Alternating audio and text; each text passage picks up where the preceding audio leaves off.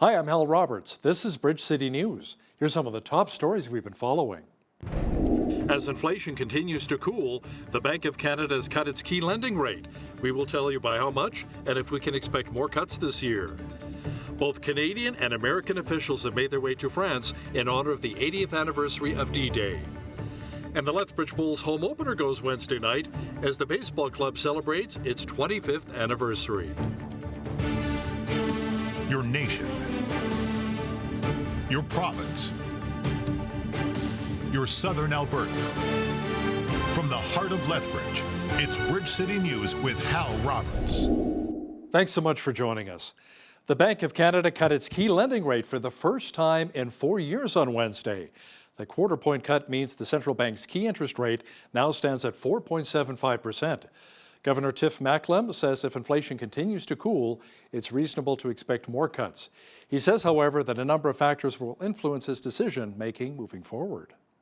We don't want monetary policy to be more restrictive than it needs to be to get inflation back to target. But if we lower our policy rate too quickly, we could jeopardize the hard-won progress we've made. Further progress in bringing inflation down is likely to be uneven and risks remain. Inflation could be higher if global tensions escalate, if house prices in Canada rise faster than expected, or if wage growth remains high relative to productivity. In assessing where inflation is headed, we will continue to closely watch the evolution of core inflation. We remain focused on the balance between demand and supply in the economy, inflation expectations, wage growth, and corporate pricing behavior. Economists say while a single rate cut will not revive the economy overnight, it signals to consumers and business owners that recovery can now begin and may hit full force sometime next year. You know, many people would argue that our economy has been struggling to gain ground. According to Stephen Johnston, the director of Omnigen's Asset Management, Canada's economic troubles began long before the COVID-19 pandemic and will take some time to rebound. The list of all the things that we have done badly in Canada in respect to the economy are quite long.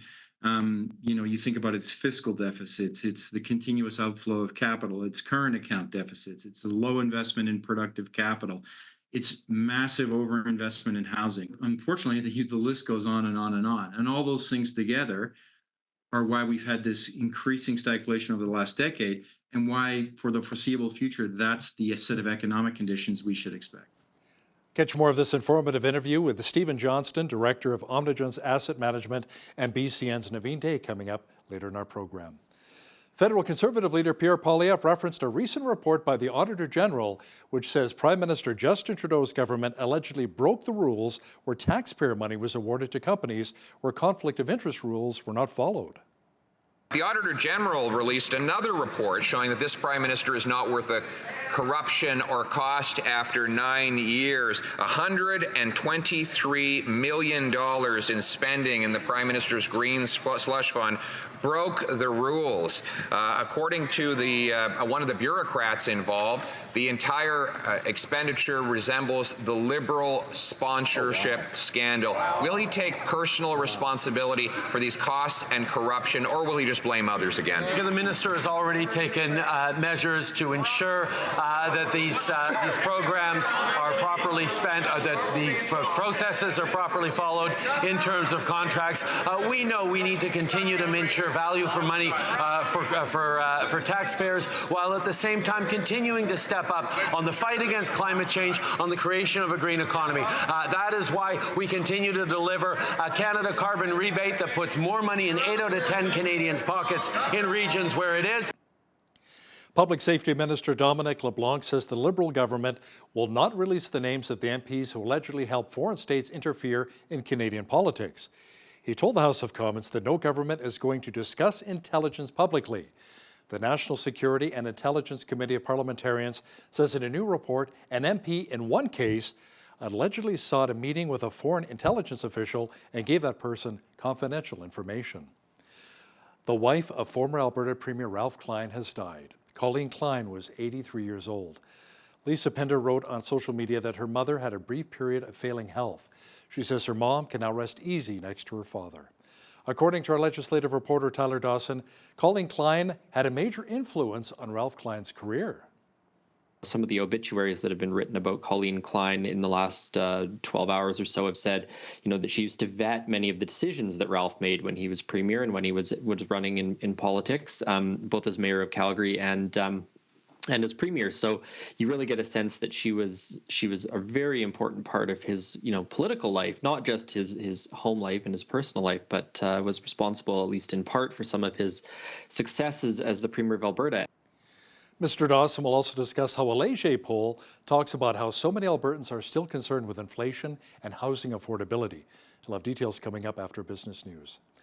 The trial of two men charged with conspiracy to commit murder in Coutts, Alberta is set to begin on Thursday. Chris Carber and Anthony Olenek are to officially enter pleas before the Crown gives an opening statement.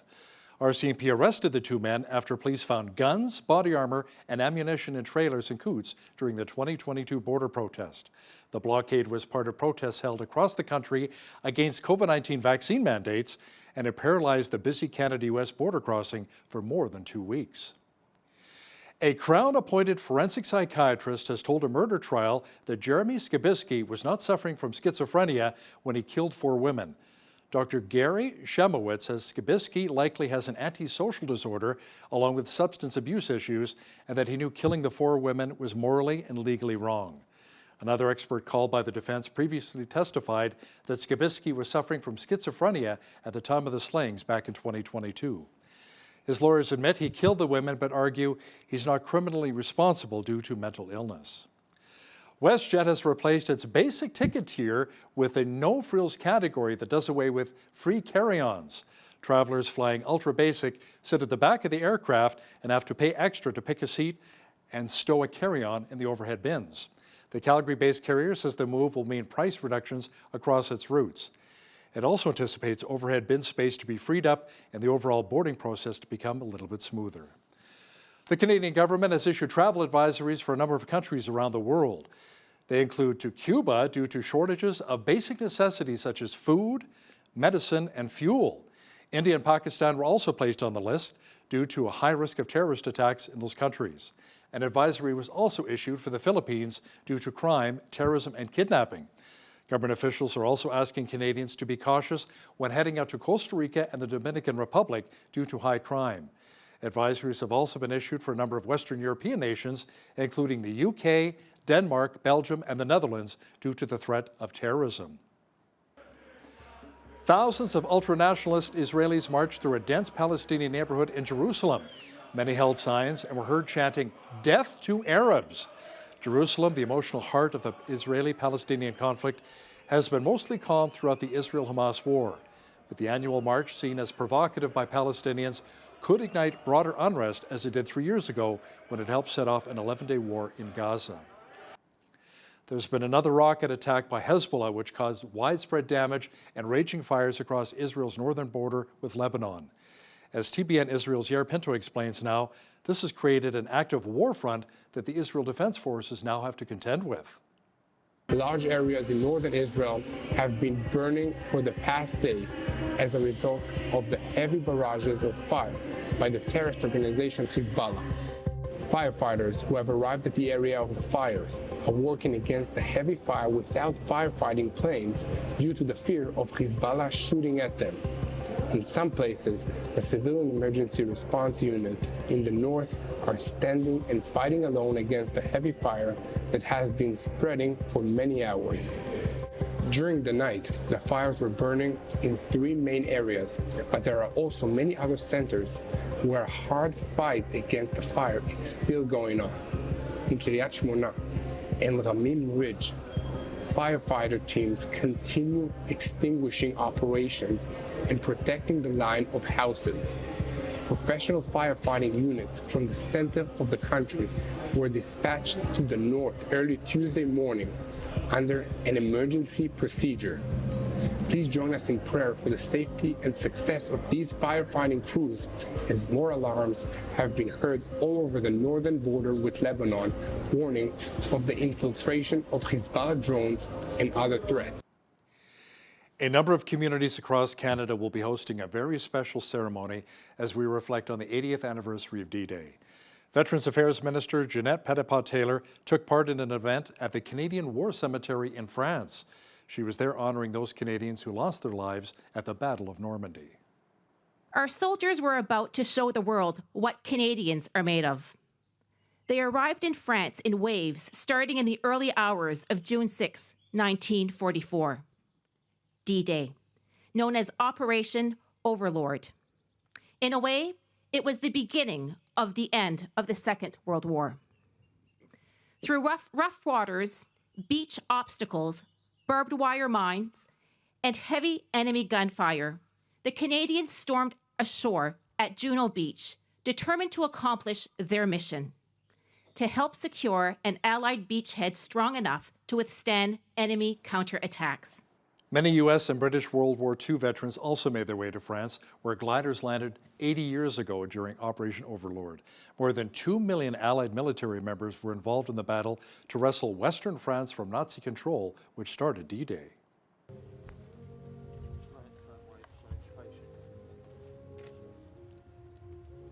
Today, with the celebration now, is the same as when I went to the towns during World War II. They were in the windows, in the doorways, and they were on the street. The difference is there was not as many people then as there is now. And so the celebration started when we liberated each town because they clapped, and it's been clapping and saying nice things all the way from World War II all the way till now. Wow. The 11th annual Live Well Showcase will take place soon at the Lethbridge Senior Citizens Organization. The activity, carried out within the framework of Seniors Week, will run both Thursday and Friday. Rob Miyashiro, Executive Director at LSCO, says the event offers informative discussions and interactive sessions to really help seniors. It's a really great event for not just for LSCO, but for the community. Over 70 exhibitors. We have 5 presenters this year.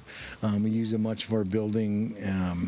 And so it's a really good opportunity for people in the community to connect with service providers, with vendors, salespeople about different things that affect their lives in the community. Financial planning people, nutrition people, housing, events kinds of people, equipment. And we have someone from Logan Health in Kalispell talking about gut health. We have someone from the U of A talking about dementia kind of issues. So, Miyashiro adds that the exhibition, which will offer a wide range of presentations, will welcome around 2,000 people.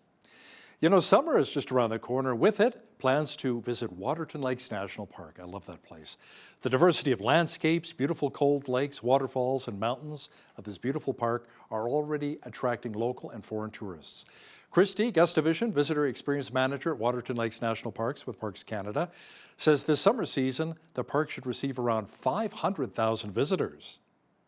Reservations are mostly full for now, but if people want to come and camp, they should just check our website and see if there's any last minute cancellations or availability for the type of service that you're looking for. And we have a handful of what we call backcountry camping sites where you hike for the day and then with lightweight gear and pitch a tent and stay overnight. Officials say that tours are also available at Waterton Lakes National Park, and more information can be found on the Parks Canada website. The Lethbridge Bulls of the Western Canadian Baseball League will mark their 25th anniversary this season with their opening homestand kicking off on Wednesday. BCN's Landon Hickok has the details. His third at bat. Monroe skies one to center field, back going Matthews, looking up, it's gone. Before their opening homestand kicks off, the Bulls spent their first 2 weeks of the season on the road, where they obtained a modest 5-4 record along the way. Tuesday night, however, saw a wild game played in Brooks against the Bombers. That's where strong gusts of wind played in part of a final score of 31-26 in favor of the Bulls. It was a football score, and I talked with head coach Ryan McDonald this morning, and the wind was blowing out in Brooks. It's a smaller ballpark, so anything that a left-handed batter put in the air was going over the fence. So left-handed batters had a field day at Brooks Regional Park. Now returning home, the team is gearing up to give fans a memorable opening homestand, including the opening game on Wednesday when they face the Medicine Hat Mavericks. Throughout the season, the team also plans to bring in special themed nights, as well as alumni from players and personnel from the Bulls' inaugural season 25 years ago. It's great to be a part of. I'm really excited to see the fans come out and cheer us on as we start our 25th season at home. So yeah, that's really exciting, and hopefully there's a good atmosphere. I know there will be, so yeah. We have a four game set here where it's going to be a lot of exciting things going on. Little League night, I think, is on Saturday night. We got the Save-On Foods is a sponsor with there, so the Little League kids coming in on Saturday. The Gas King Fridays, a lot of people coming in. They can save a few bucks on that. And just having the ballpark roaring again. We're going to fill the place all weekend long, so having 4 games in a row. For Bridge City News, I'm Landon Hickok. Shawanda Bakvat is an Indigenous filmmaker here in southern Alberta. She recently took part in Tell a Story Hive, allowing her to create the short film called The Old People. Shawanda joins us now from Siksika Nation to talk more about her film. Shawanda, how did you and Tell Us connect to allow you to create this short film? My cousin sent me a link to Tell a Story Hive, and pretty much what it was, well, what it is a filmmaking program, and the instructor is Farhan Umedli. And what they do, they give you 5 days. They train you how to make a film, how to do interviews, and how to edit a film. So you have 5 days to come up with this film, to edit it, to do your interviews, to do your research, everything. And yeah, it was pretty cool. Like all the equipment was supplied, all the information, yeah. Very cool. So tell me about your short film called The Old People. What is it all about? Pretty much for The Old People, I had interviewed 3 different people, Blackfoot people from Siksika and Gaina, and they talk about their ancestors and how they were raised with their Blackfoot values, really focusing on the values such as kindness, forgiveness, being humble, and yeah, it's pretty much what it was about. So you'll just see a few people sharing their stories and sharing photos of those that have passed, like their elders. Our viewers can view your film on the Tell a Story Hive platform. Shawanda, where do you see yourself as a filmmaker in the next maybe 5 to 10 years? Currently, I'm working at a school, but I do want to make films, and I just want to focus on telling stories like for people and just building like some sort of connection between a viewer and a storyteller through film. My mother's from here in Siksika, and there's just a lot of people that have a lot of knowledge to share and a lot of stories. And yeah, I just want to share those stories. I want to be that platform. Lethbridge filmmaker Shawanda Bakvat, thanks so much for joining us today from the Siksika Nation discussing your short film, The Old People. Looking forward to seeing it. Well, it was on this day that U.S. Senator Robert F. Kennedy was assassinated in Los Angeles. Former U.S. President Ronald Reagan dies, and the Six-Day War erupts in the Middle East. This is Today in History for June the 5th.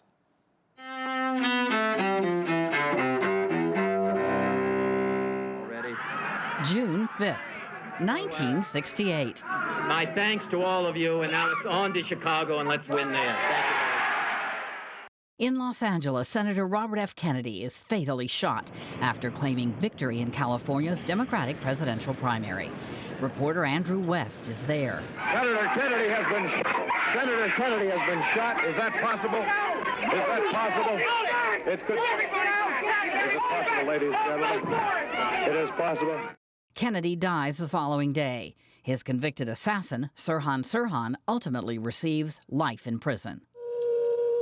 1967, the Six-Day War breaks out between Israel and its Arab neighbors, reshaping the map of the Middle East.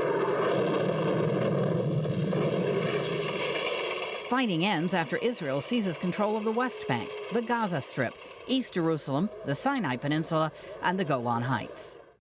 1947, birth of the Marshall Plan, the recovery aid program for Europe after World War II. Secretary of State George C. Marshall outlines the program that later bears his name at Harvard University in Massachusetts. Our policy is directed not against any country or doctrine, but against hunger, poverty, desperation, and chaos. 1981, the U.S. Centers for Disease Control reports the first recognized cases of the disease that eventually becomes known as AIDS. And 2004, We made the city stronger, we made the city freer, and we left her in good hands.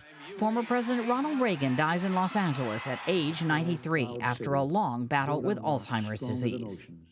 Today in history, June 5th. Camille Bohannon, The Associated Press. Well, we enjoyed lots of sunshine again today in Lethbridge, and the blue skies should remain with us for the remainder of the week. Full weather details are on deck.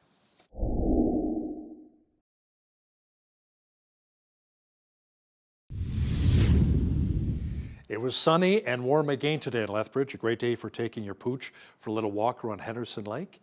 Tonight, it should be mainly clear with a low near 4 degrees. Thursday, mainly sunny with a high near 24. Pretty much the same picture on Friday with a high near 24 degrees once again. A beautiful hot weekend is shaping up. Look at this. Saturday, it should be mainly sunny and 27. Sunshine and 29 degrees is on tap for Sunday.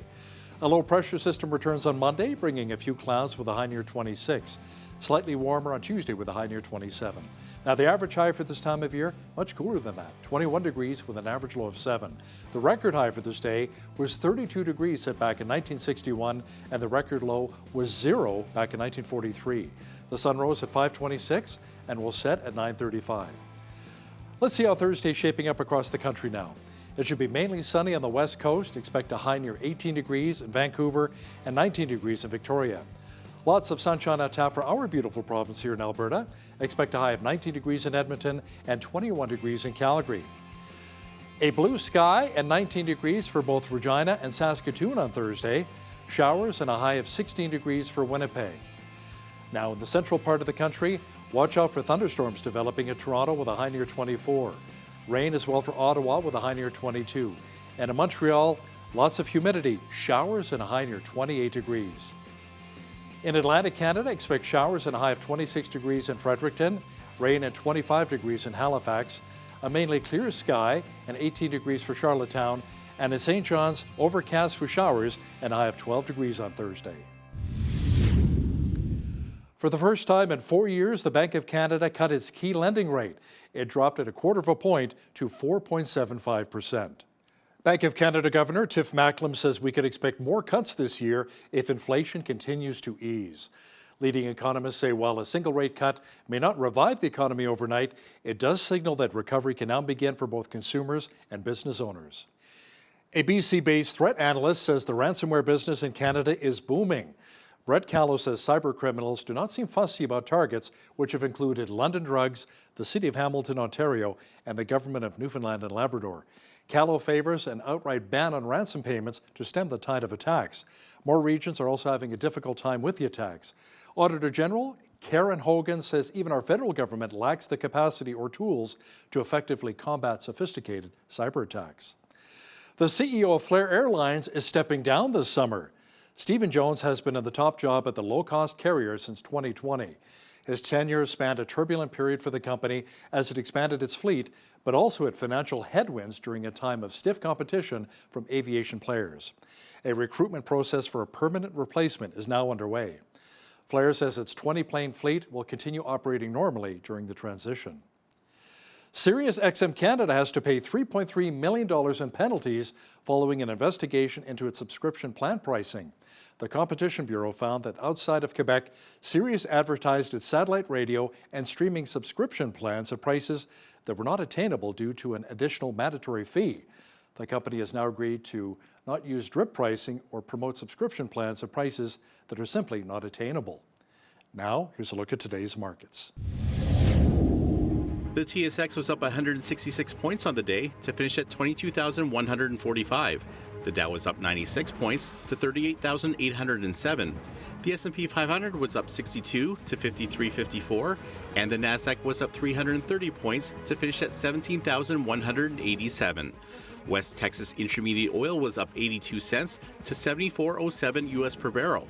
Natural gas was up 17 cents to 2.62 US.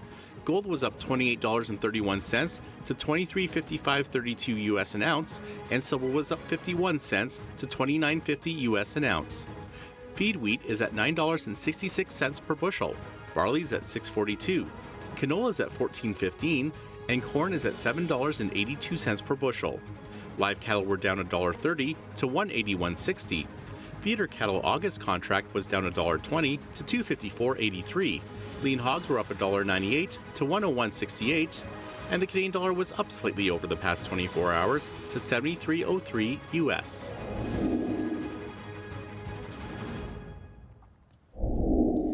Recapping one of our top stories, the trial of two men charged with conspiracy to commit murder in Coutts, Alberta is set to begin on Thursday. Chris Carbert and Anthony Olenek are to officially enter pleas before the Crown gives an opening statement. RCMP arrested the two men after police found guns, body armor, and ammunition in trailers in Coutts during the 2022 border protest. Members of the Alberta NDP will be choosing their new leader on June the 22nd. Now, according to our legislative reporter Tyler Dawson, the race is really former Calgary Mayor Naheed Nenshie's to lose. Mr. Dawson will have more details for us momentarily. When you see news happening in your community, make sure you drop us an email at info@bridgecitynews.ca. Also, be sure to visit our website anytime to check out a number of stories and interviews.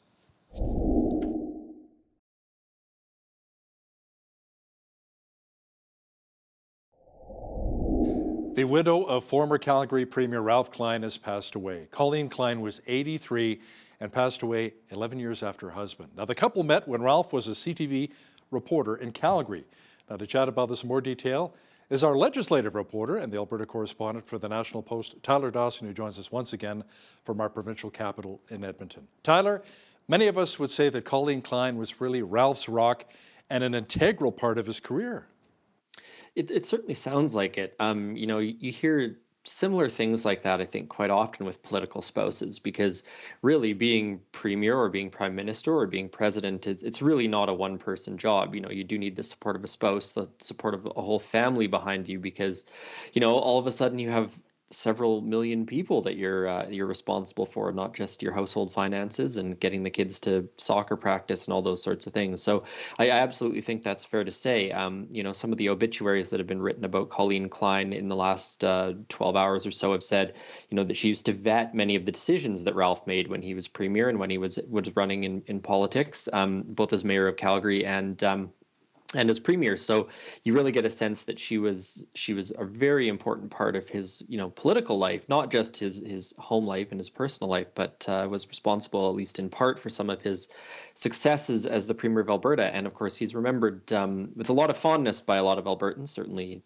some contention over some of his decisions made and some of his legacy, but still, I think a premier that a lot of people look up to. Premier Danielle Smith has mentioned his name before, and she actually posted quite a nice condolence on X, formerly Twitter, on Tuesday evening about Colleen Klein. So, and I'll just leave the watchers with one other thing, and people may recall that federal environment minister Stephen Guilbeault, when he was a Greenpeace activist, they targeted the Klein family bungalow in Calgary and climbed up on the roof.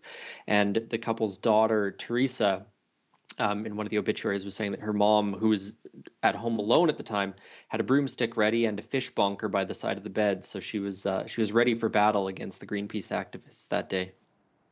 I wonder if Colleen Klein also had a little bit of input into the Ralph Bucks that many of us saw many years ago too.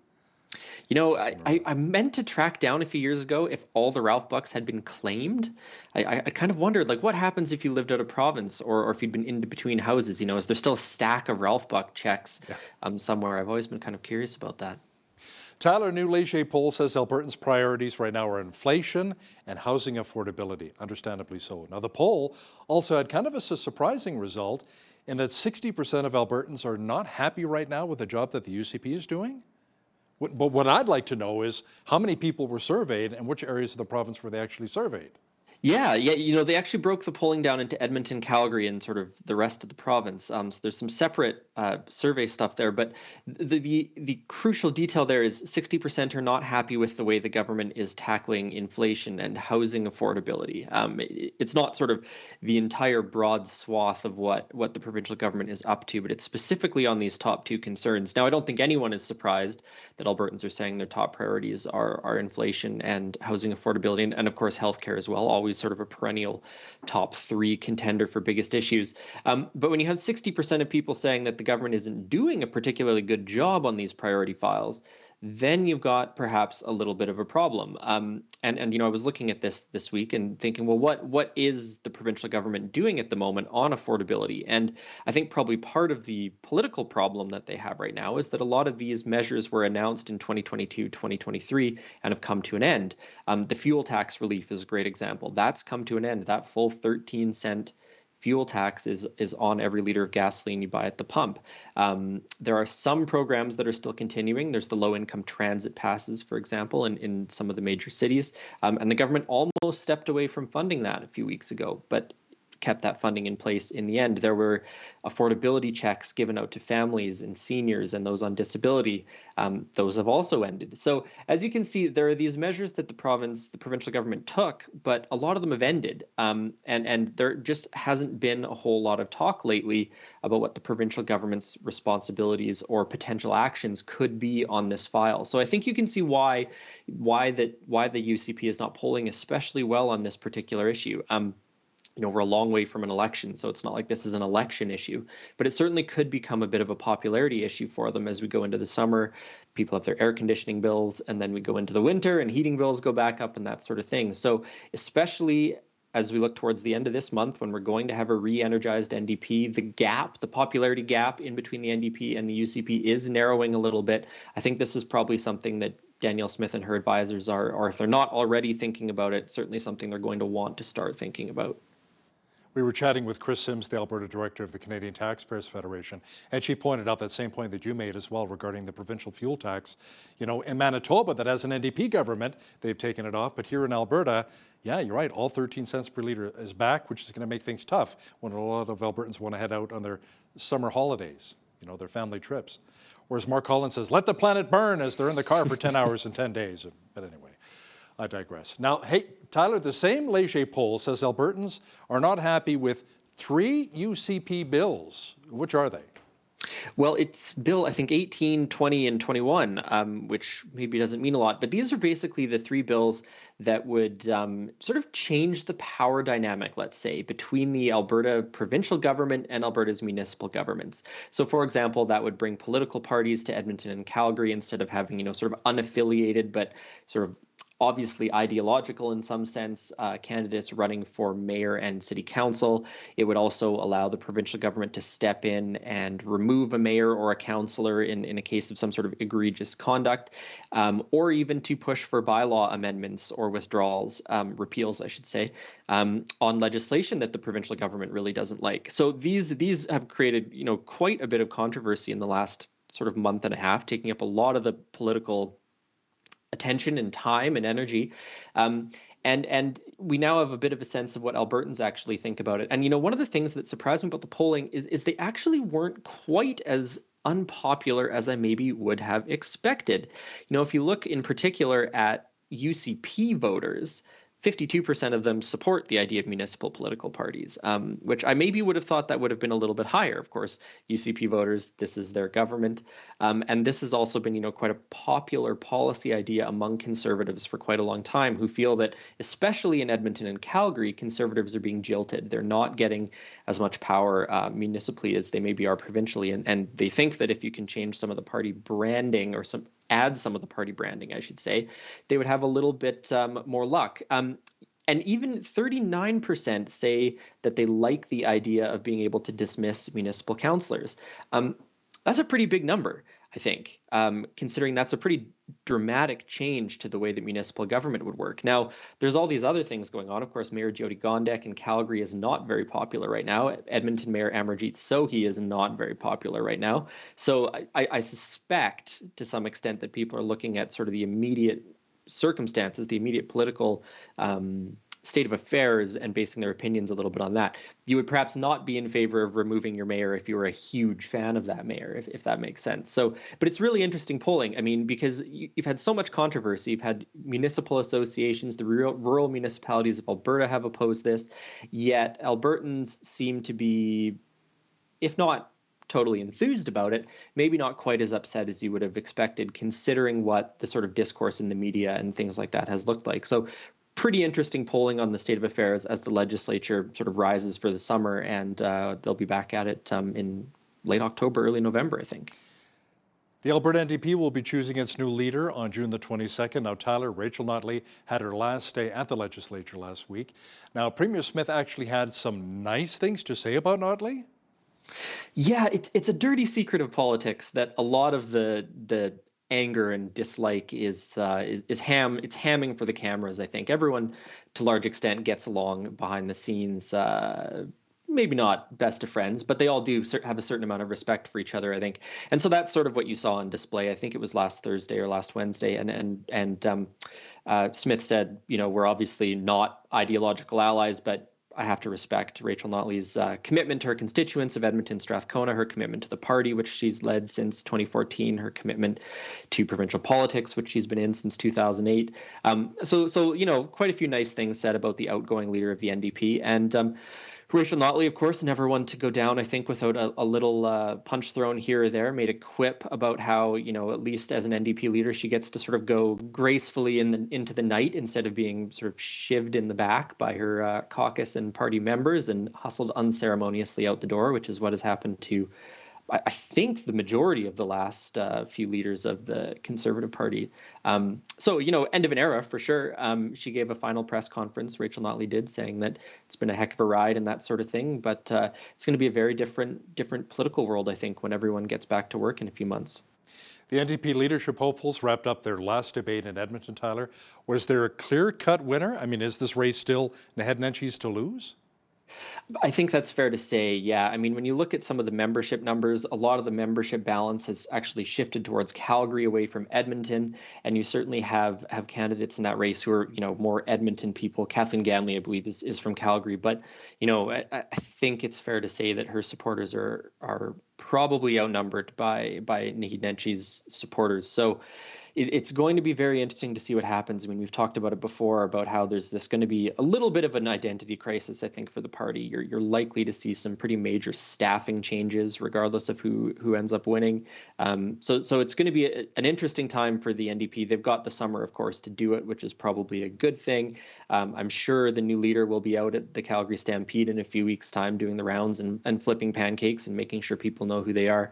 But it's been quite interesting as well, because it hasn't been very acrimonious. There was that little flare-up a few weeks ago about when Nenshi was mayor of Calgary, if he'd requested some sort of exemptions, I guess, from the then Labour Minister Jason Copping to union contracts. And so there was a bit of a dust-up over that, but it's been a very friendly, shall we say, matchup so far. And part of the reason is the NDP doesn't want to be all over the news with horrible stories of infighting, because they are still trailing the UCP. They do want to, come out of the gate strong with a new leader. So it certainly, if people think back to the 2022 UCP leadership campaign, when everyone was going after Danielle Smith and they were, flinging mud at each other, it was great fun to cover and to watch. But the NDP clearly going down a very, very different road in terms of how they are sort of stage managing what is actually a challenging internal discussion.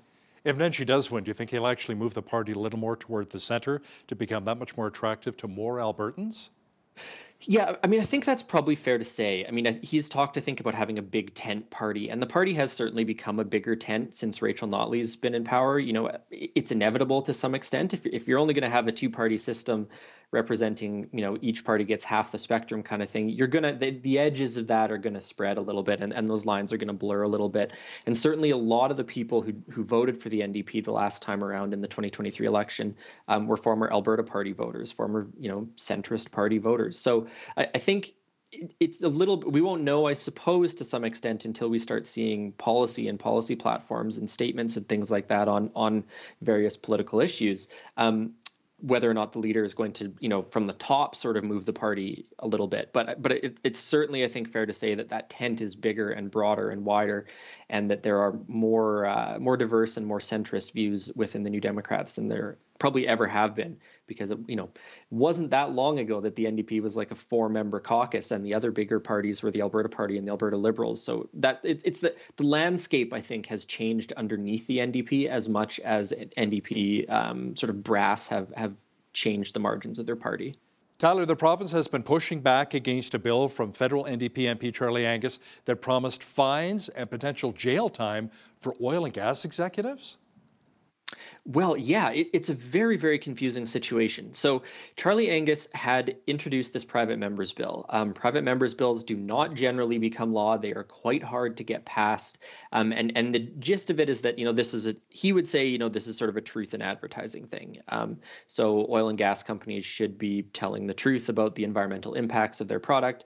It's basically an argument legislation against greenwashing, saying we're planting trees or whatever, but oh, by the way, there's a gross tailings pond over there full of effluent from an oil sands operation. So that's the initial part of this. Now, there was a block piece of legislation on changes to the Competition Act, and there's the Bill C-59, which is the legislation that enacts the fall economic statement from 2023. And so that also has some changes in regards to sort of transparency rules and international standards on reporting and things like that. So the initial anger was directed at Charlie Angus. Charlie Angus, I talked to him a couple hours ago, and he said, well, I've got nothing to do with the amendments to Bill C-59, and I've got nothing to do with this block legislation on the Competition Act. So it's a bit unclear who's sort of responsible for what and who precisely the United Conservatives are angry at. And I've been trying to puzzle this out, and I haven't totally wrapped my head around it. But at the end of the day, what this is about is whether or not oil and gas companies should be forced to some sort of different standard on how they talk about their products and what they're doing for the environment. Of course, the UCP and supporters of the oil and gas sector saying, well, look, if this becomes law, we won't be able to talk about the good environmental things we're doing. Whereas Charlie Angus and some of the other people who support this thing are saying, well, they shouldn't be able to say they're doing good things for the environment when they're not. So it's a really confusing situation. But it's a continuation, of course, of this fight that Alberta's been having with other parts of the country for years and years and years. And that's basically the oil and gas sector, the environment. It's all been super controversial and messy over the years. This is just, I think, sort of the latest front, let's say, in that battle. He's our legislative reporter and the Alberta correspondent for the National Post. Tyler Dawson, thanks so much for joining us once again from Edmonton. Thanks for having me, Hal.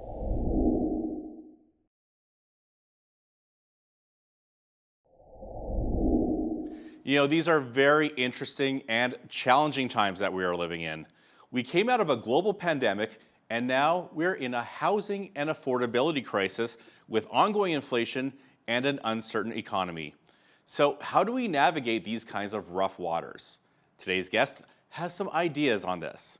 Joining us from Calgary is Stephen Johnson. He has decades of experience as a private equity manager and is the director of Omnigence Asset Management. Stephen, welcome to Bridge City News. Oh, thank you for having me. So you recently wrote a white paper entitled, Is Canadian Growth Dead? Preparing for Stagflation and the Socioeconomic Barbell. You believe that our economy is headed for a period of dismal growth and grinding stagflation. So let's take a step back first. And for any of our viewers who don't know what stagflation means, can you first of all explain what this means? Sure. I mean, it's important to understand the definition. So I'd just like to make the observation, though, that Canada has been experiencing stagflation for almost a decade. And really what stagflation is at a very high level is where you have inflation that's higher than your growth rate. So in inflation-adjusted terms, your economy is actually shrinking.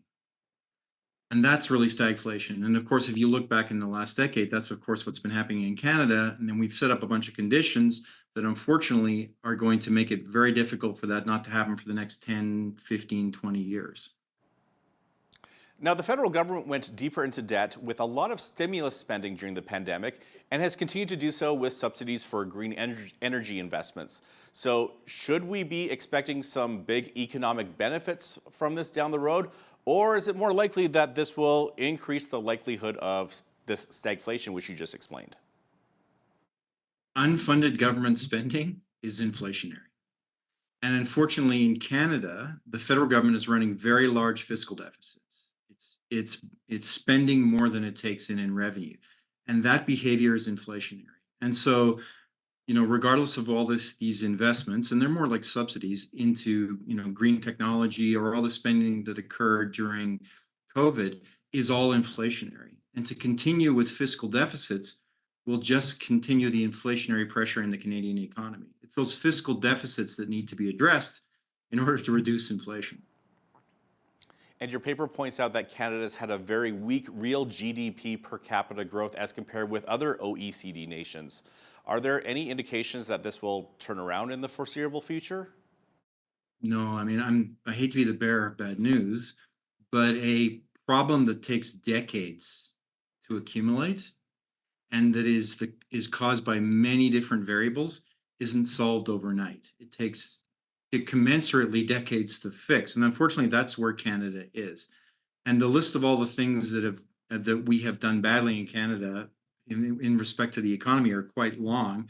You think about its fiscal deficits, it's the continuous outflow of capital, its current account deficits, it's a low investment in productive capital, it's massive overinvestment in housing. 40% of all the capital formation in Canada is on residential housing. It's the highest in the developed world. So Wow. we massively overinvest in housing, which is not a productive asset, at historically elevated prices with historically large amounts of debt. That isn't a good thing. And then, there are unfortunately, the list goes on and on and on. And all those things together are why we've had this increasing stagflation over the last decade, and why, for the foreseeable future, that's the set of economic conditions we should expect.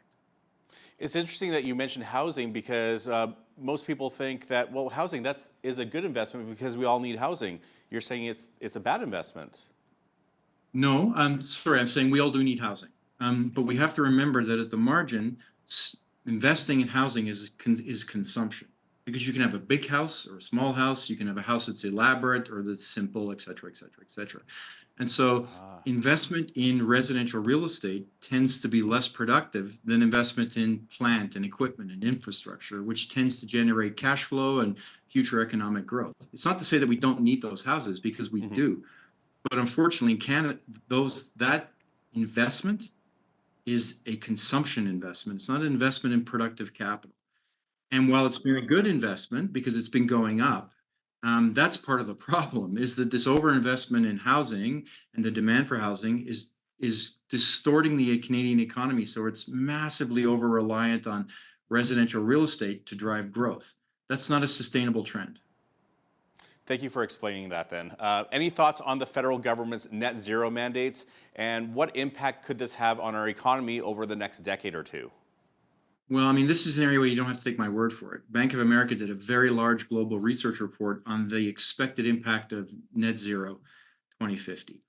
And it's a multi-part issue. So first of all, it's going to strand trillions of dollars of capital, because there's trillions of dollars of investments in what is perceived as ways to generate energy that have to be shut down well in advance of their actual natural life. So that's going to strand capital. So that causes the economy to contract. And then you have, depending on how net zero is funded, and it looks like in the West, it's going to be funded with continued deficit spending by government, it's going to be inflationary. And of course, it's going to drive up the cost of energy. And that is a materially inflationary driver. I mean, the net zero mandates in the short term drive up the cost of energy. The data is incontrovertible. It's happened in Europe. It happens everywhere these mandates are followed, which is not to say that they shouldn't be implemented, but it's the combination of stranding capital, fiscal deficits to fund the transition, and then driving up the cost of energy. Those are the classic conditions for stagflation. And so Bank of America predicted that the 2050 net zero mandates will increase inflation above trend by 2% over that entire forecast period. And where is Canada at with its labor productivity relative to the US and other competitor nations? I mean, sadly, and I just want to start with, labor productivity is not another way of saying work ethic. It's the amount of capital that's invested into plant and equipment and technology in order to allow the workers to be productive.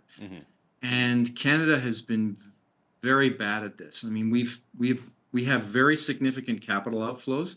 The Canadian capital providers tend to invest outside the country. We've had this chronic underinvestment in productive capital, including the capital that goes to increasing labor productivity. We're one of the worst performers in the G7 in this regard. And without that investment, you don't have an increasing standard of living. Household debt in Canada is also in a precarious position. How does this impact our economic future?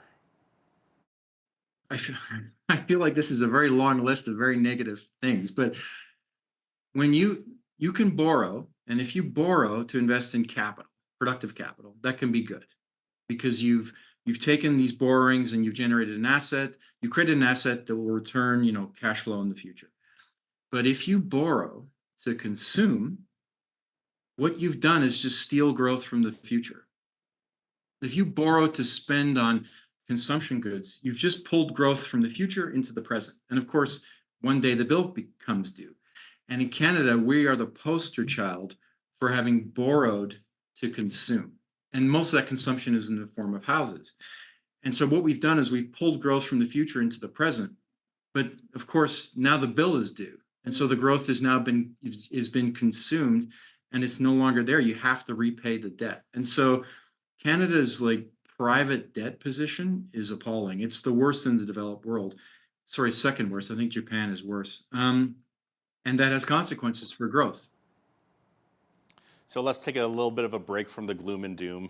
What do you see as potential investments that could be beneficial in the long term? If you're correct about the long-term stagflation, I know your paper speaks of farmland. Can you explain how this works? Sure. So these are challenging economic conditions. And my first observation would be, no one can be 100% certain what will happen in the future. But I would make the observation to people that are watching that we've had 30 years of high growth and low inflation. And so many of the things that they've invested in require those conditions. And if there is stagflation, they'll do extremely poorly. And so there's not 100% certainty that stagflation will occur, but if it does, it'll be very damaging for returns.